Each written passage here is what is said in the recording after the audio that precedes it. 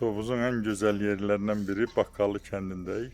Bakkallı kəndindən olan gözəlliyi sizə göstərəcəm. Burada belə bir şərait yaradılıb. İnsanlar gəlirlər, hostellerde qalırlar və təbii ki, sizə göstərəm bu gözəlliyi.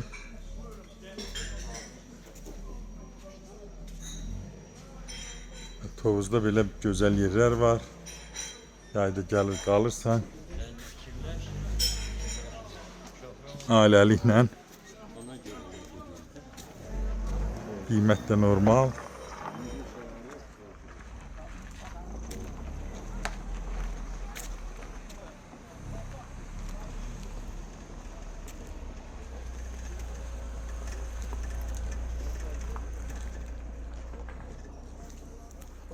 Və ən böyük neçə ailənin yerləşə biləcəyi böyük bir hosteldir burada.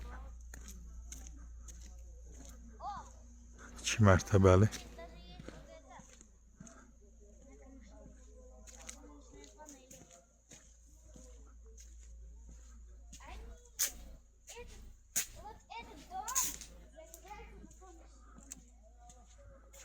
Buradan da meşələr, gözəlliklər, güllər, çiçəklər, hər şey gözəldir.